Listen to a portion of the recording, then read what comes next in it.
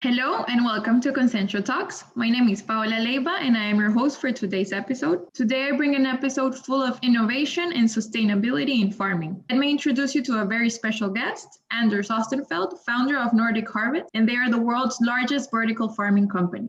But for our listeners to understand more about Nordic Harvest and how they started, let's hear it from the voice who created it. It would be great for you to tell us more about yourself and how was Nordic Harvest born? Yes, my name is Anders Ostenfeld, and I am educated in finance and started my career as a business analyst for First Line and for an investment bank called Saxo Bank. And after many years of a lot of work, I was trained in looking at great amounts of numbers and getting information out of them. And then one day, one evening, after spending some years doing incentive program for the employees, I started thinking about my own performance in life, like in general. And one day, if I was to retire, how much I have contributed to the general public and the world in general. So I was a bit unsatisfied with just sitting, crunching numbers and earning some money for myself without doing a very big difference. So that frustrated me on a personal level. And at the same time, when I read the papers, then I couldn't understand why our food production is not dealt with, like the climate crisis that we're trying to fight. The most significant part of why we have the climate crisis is the way we produce food. So when I read the papers, the farmers was just constantly trying to do things the old way and not thinking out of the box. So these two frustrations, both on a personal level and a general level towards society, and climate crisis, I turned into energy and thought process. Only one day, 7 years ago, it came to me, how far have the LED light been innovated? Is it possible to use LED light to create photosynthesis for plants and then grow plants in water on racks inside and in several floors? Because if that would be possible, then you could use 100% power from wind energy and using only CO2 neutral renewable energy, you could produce plants without harming the environment or the climate. So that started 7 years ago. And since then, I just ran home from work and started accumulating knowledge and investigating the different technologies that were needed into a vertical farm. So after maybe 2 years, I quit my job, and then I worked for 4 years without salary, just very, very dedicated towards starting a vertical farm, finding investors, selling the products, creating, assembling the technology, and finding a suitable building. And now, 7 years after I got the first idea, we have succeeded in building what will eventually be the largest vertical farm in Europe. Wow. That is simply amazing how from personal ideas you went and you decided to go on this venture, and now you're making it, you made it a reality. I can see the passion in how you tell your story, and it's just to be admired. But for people who do not understand what is vertical farming, could you explain a little what this process consists of and the difference between what we're accustomed to see as normal farming? The vision that I created was that I wanted to prove that it's possible to move agriculture production into the cities. And vertical farming is a way to produce food in a climate-sealed environment where you put the plants on a kind of shelf system, which are built.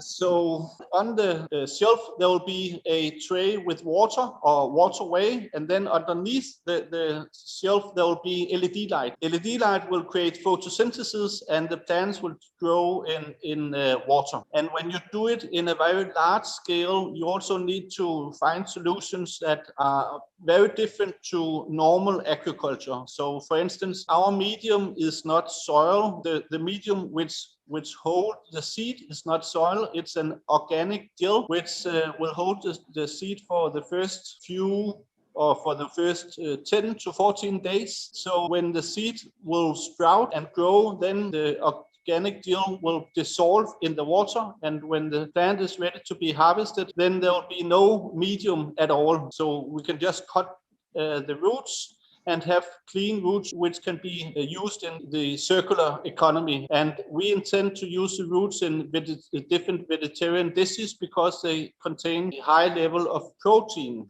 We also create our own biofertilizer by fermenting plant waste, which will be the basis for a fertilizer, and then we will add the different minerals like iron, zinc, magnesium, and so on. And then we grow the plants on dedicated shelves or dedicated racks. So one rack, I will just show you right here, is 24 meters long and 14 floors high.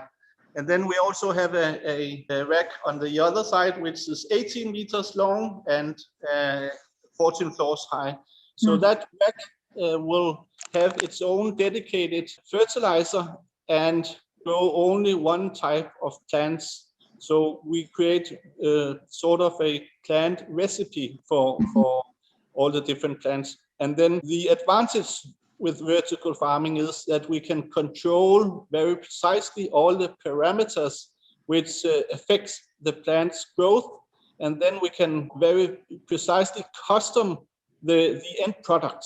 So all the information is already in the seed, in the genes in the seed, and then we can just motivate one gene contrary to other genes. So one gene will be enhanced and one gene will be the opposite of enhanced. Wow. And by doing that, we can have the same high, consistent quality of the harvest year round, both summer and winter. So that's the difference between a vertical farm and both a greenhouse and a freeland soil-based agriculture is that we can control the environment much more precise. That's the quality of the produce. The other advantage is that we can harvest 15 times per year, while a normal farmer growing outside can only harvest 2 times a year. Wow. And we can do that on each of the 14 floors. So that means we can potentially produce much more on the same footprint as a normal farmer. Yeah, it's amazing to see all the benefits. It's not just one, it's a lot, and you take advantage of all the process, and every little detail you find a benefit for it. It's amazing for what you're growing and of course for the environment. So it's really interesting. I had no idea it was so customizable, as you say, and that you take advantage of all the process. So it's really amazing. It's to fulfill the vision that we in the Western world have benefited of our grandparents and the generations before us going into the industrial age and the intensive farming. So we could use our minds to innovate and make us even richer. But by doing that, we have been the cause, or our ancestors have been the cause of cutting down a lot of the forest that we had in Europe. Mm-hmm. And now it's our responsibility to take the next step and utilize the wealth we got and the innovative societies that we live in. So we have the chance now to prove that we can move agriculture into the cities, support urbanization, support people moving into the cities, and then reforest agricultural land, and then in maybe 50 years from now live in a much better balance with nature. So people will live in cities and nature will be outside the cities to enjoy, and for biodiversity to spread and for animals to come back. And when we in Europe criticize Brazil, Indonesia and Malaysia for cutting down their forests, they are just supporting the demand that we could give them. So we, the consumer, often forget when we go to the supermarket and buy pork, for instance, then we give a direct incentive to the farmers in Brazil to cut down even more forests to grow soybeans that will be fed to pigs in Europe. And we can't really blame them because they're just doing exactly the same as we did 300 years ago in Europe. So it's our responsibility to come up with ways that disrupt the incentive that we give them. And if we are clever enough, we can both produce some of these products ourselves, but we can also develop vertical farming technology. So it's also a sustainable business to build vertical farms in Brazil, Indonesia, and Malaysia. That's the long-term vision. Wow. Amazing visual, and I share it with you and agree with everything you just said. Us as consumers, we tend to forget and we just blame producers, we blame retail, we blame supermarkets, but we don't look at ourselves and reflect. They do it because the demand, we ask for it. So we are the ones that need to make changes as well, not only the supply chain, but us as consumers. And what are the biggest challenges you faced when you decided to start this new innovative vertical farming? It was a lot of small challenges that could just be solved one by one over these years. So it wasn't like things happened from one day to the other. Yeah. But in Denmark, I must say it was a challenge just convincing the first investors. So when I approached them the first time, they were just thinking that, okay, you want to start a production of lettuce, herbs, and kale. But that wouldn't really solve the food crisis that we're in. And when I tried to explain them that this is the start of a new industry that can potentially develop to be much, much more in decades from now, and look at the windmill industry, which only 20 or 30 years ago was absolutely nothing. And now it's slowly becoming one of the most important sources for renewable energy and can even compete with oil and coal after 30 years of development.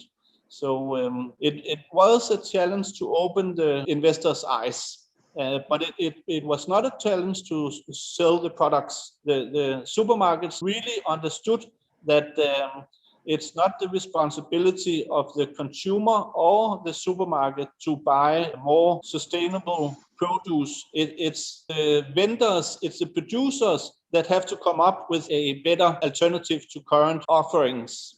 Yeah. Otherwise, we could just continue living with the mindset of blaming each other and not coming up with any ideas that could be a real permanent alternative. Well, I definitely agree, and I'm glad to hear that you overcame all of your challenges and now you're here being so successful and being one of the world's largest vertical farming companies. And a phrase that caught my attention while I was navigating through your website was that you say nothing in, nothing out, meaning that everything is recycled. So how do you accomplish all of this process? Because it's not easy, I assume. No, it's actually, I have been amazed how easy things are when you only have them on paper. And when you make a good plan and are sure that all different aspects have been thought through, then it's also much, much easier to build. And then when you build it, you will accomplish the challenges that are there. So we circulate all our water. So we use only the water that are in the plants when they leave the building. And we use 100% energy from offshore windmills. So our LED diodes will also generate the heat that we need in the building. And then we use the roots either for fermenting or for selling to the market as ingredients to vegetarian dishes. You could plan so well when you haven't constructed anything, when you don't have a current business that you need to change, but building the business from scratch. Then you can incorporate all these circular thoughts and being sure that you are pursuing the most sustainable solutions on every area. I agree. And I also read that your plants are harvested and then you lower the temperature, which gives them more crisp, they taste better, and they also last longer. Can you tell us more? How did you discover this in the first place, and then how do you implement it? It's just trial and errors. So measuring the sugars in the plants when you start turning off the light and are ready to harvest. And then the lower the temperature, the more of the sugars will not be harmed inside the plant. And then if you lower the temperature enough before you cut the roots, then it will also affect how much harm, so to speak, you do to the plants. And then after only 15 minutes, the plants will be 4 degrees, and then no sugars will start degrading. And then that will do a lot for the durability of the end product. Wow. Well, that's so interesting because now you're also making, like, being sustainable, and you're also making your plants and all your products last longer, which is another issue faced currently, because in food production, fruits and vegetables in the supply chain, they get ruined, and that's how we get so much food loss. So that's amazing that you also can help solve that issue as well. Another issue when you speak of it is also that the traditional industry have been very focused of just producing for the market and not thinking about quality and nutrition in their produce. So the focus have been mass production to the lowest price instead of focusing on nutrition values, food security, and taste. I feel that we're now seeing a behavior in consumers that we're now focusing more on quality and where our products coming from. So I definitely agree that with your new innovation of vertical farming, and it's in the perfect time, because I feel that consumers are now more likely to invest more for companies to apply this new way of farming, because we're going that way. We're going to a more sustainable world. So I think it's like the perfect time you created this. So congratulations on that. Thank you. And the COVID-19 crisis have also helped the concept of vertical farming, because countries want to secure homeland food production and protection of supply chains, and vertical farming addresses these two issues. Yes, exactly. And you guys are doing so much to fight climate change already by directly making an impact in the biggest culprits, which is food production. But I also read that you created a movement which is called Every Bite Better. Can you tell us more about this? Yes, so Every Bite Better will be more defined this year, but it means that for every bite you take, it will be better for yourself, your own health, and it will also be better for the planet, because you support that agricultural land can be free to be reforested, and the better quality that are available, the more you eat green. On the other side, you will eat less meat-based food, and that will also free up agricultural land. So that's the Every Bite Better. And later this year, we will introduce a concept called Nordic Reforestation, which will be a framework of supporting reforestation of existing farmland on defined areas where we, for instance, in Denmark, get our drinking water from. So that will also help to have clean drinking water and segregate CO2 to the trees. So that's included in Every Bite Better when we explain more about the concept later this year. And we will also define rules or regulations we work or we attribute to the Every Bite Better concept, and invite other companies to join. So it could be some kind of recognizable logo on produce in the supermarkets for the consumer to recognize and support. That's amazing, and I love how you are part of all the movement. So you want to also reforest the forest. This is amazing. It's amazing that you want to also include other companies that, of course, I'm sure you're going to find a lot of supporters. I've interviewed a lot of companies that are working towards sustainability and that would love to join a project like this that will help, the overall environment. And now, me knowing you guys, if I ever see in the supermarket your name, of course, I'll be like, yes, I know that it's an amazing company with an amazing vision. So I'm looking forward to your project. Thank you very much. And what advice would you give to producers who are considering vertical farming but don't know how to start, or they don't know how to join this new way of farming? What would you say? Yeah, I am kind of surprised that it's a person that have not been involved in agriculture or food production before that should be able to come up with this concept in Denmark. But I suspect that when you are working as a farmer or working in the food production, very fast you get a tunnel vision. And so in all professional areas, you get a tunnel vision very, very fast. So in that sense, it's not that surprising that it's a person from outside the agriculture industry that should do that. But fact is that the average farmer in Europe is about 61 years old. So a lot of them work much more than the normal retirement age.